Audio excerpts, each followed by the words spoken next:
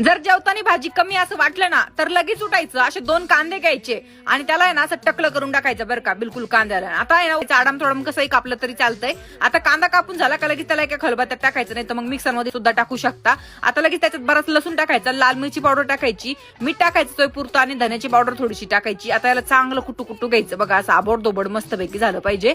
आणि आता हे चांगलं कुटायचं झालं का लगेच तडका करायचा. तसं तेल वाटीमध्ये बरंच गरम करून घ्यायचं आणि गरम तेलामध्ये ना असे जिरे टाकून द्यायचे, अशी चटकन चरका बसला पाहिजे ना आणि लगेच याच्यावर ओतून द्यायचं ना, असा चरकन आवाज आला पाहिजे. एवढा भारी ना म्हणजे तडका लागतो हा, खरंच सांगते मी तुम्हाला. आणि आता काहीच नाही करायचं, मस्तपैकी मिक्स करून घ्यायचं. वरून अशी कोथिंबीर टाकायची आणि कोथिंबीर टाकली का आता लगेच जेवायला बसायचं. तुम्ही याला भाकरी बरोबर खा किंवा चपाती बरोबर खा किंवा भाता बरोबर खा. ही चटणी ना बनवायला पण पटकन होते आणि खायला पण एक नंबर लागते बघा. म्हणजे कसं आहे माहिती का, गडबडीच्या वेळेस पटकन बनवली, कधी भाजी नसते काही नसतं, मग तेव्हा अशी बनवून खायची. म्हणजे खरंच सांगते, एकदा जर कोणी बनवली नाही याला तर नंतर नक्कीच बनवते बघा. तर तुम्ही याला बनवा आणि मला कमेंट करून नक्की सांगा.